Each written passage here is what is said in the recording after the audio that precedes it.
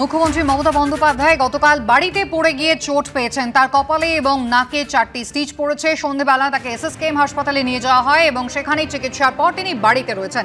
আমাদের দুই প্রতিনিধি এই মুহূর্তে সরাসরি আমাদের সঙ্গে রয়েছেন, পার্থপ্রতিম ঘোষ এবং ময়ূক ঠাকুর চক্রবর্তী। ময়ূক, কেমন রয়েছেন মুখ্যমন্ত্রী? এখনো পর্যন্ত কি খবর?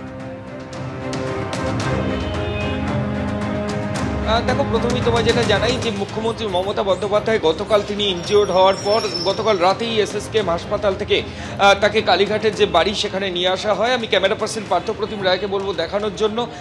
মুখ্যমন্ত্রী বাড়ির সামনে যে হরিশ চ্যাটার্জি স্ট্রিট, এখানে আঁটো নিরাপত্তার ছবি কিন্তু প্রত্যেক দিনই ধরা পড়ে, কিন্তু আজকে পুলিশি তৎপরতার একটা ছবি ধরা পড়ছে।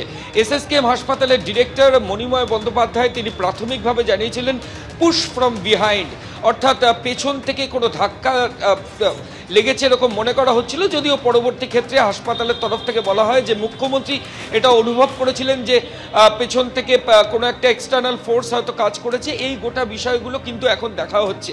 পুলিশের তরফ থেকে যেটা বলা হচ্ছে যে গতকাল পুলিশ কমিশনার বিনীত গোয়েল তিনি নিজে এসএসকেএম হাসপাতালে গিয়েছিলেন।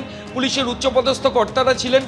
গতকাল রাত 2-2:30 পর্যন্ত মুখ্যমন্ত্রী মমতা বন্দ্যোপাধ্যায়ের বাড়ির সামনে পুলিশের সিনিয়র অফিসিয়ালসরা ছিলেন, তারা মিটিং করেছেন। এখনো পর্যন্ত কোনো অফিসিয়াল কমপ্লেন কিন্তু হয়নি, কিন্তু যেহেতু ঘটনা মুখ্যমন্ত্রীর সঙ্গে ঘটেছে ফলত পুলিশ আধিকারিকরা গোটা পরিস্থিতির দিকে নজর রাখছেন। কালীঘাট থানা এবং কলকাতা গোয়েন্দা পুলিশের অফিসিয়ালসরা রয়েছেন। আজকেও পুলিশের টিম তারা প্রয়োজনে মুখ্যমন্ত্রীর বাড়িতে আসবেন এবং পারিপার্শ্বিক তথ্য প্রমাণ, ক্লোজ প্রক্সিমেট্রির মধ্যে যা যা রয়েছে, সিসিটিভি ফুটেজ থেকে শুরু করে সমস্ত কিছু যদি তাদের প্রয়োজন হয় তদন্তে, সেক্ষেত্রে তারা সেগুলো অনুসন্ধান করতে পারেন। এখনো পর্যন্ত এমনটাই খবর। মুখ্যমন্ত্রীর মাথায় স্টিচ পড়েছে এবং নাকের ওপরে সেখানেও কিন্তু কাটমার্ক ইনজুরি রয়েছে, রক্তপাত হয়েছে।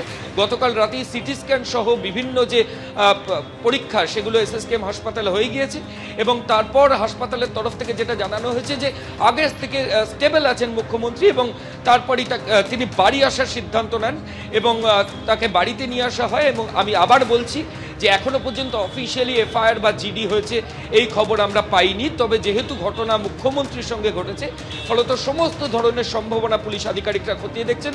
এবং এই হরিশ চ্যাটার্জি স্ট্রিট, মুখ্যমন্ত্রীর বাড়ি সংলগ্ন যে রাস্তা, সেখানে এমনি সারা বছর নিরাপত্তা থাকে, আজকে আরও আঁটো নিরাপত্তার ছবি কিন্তু ধরা পড়ছে।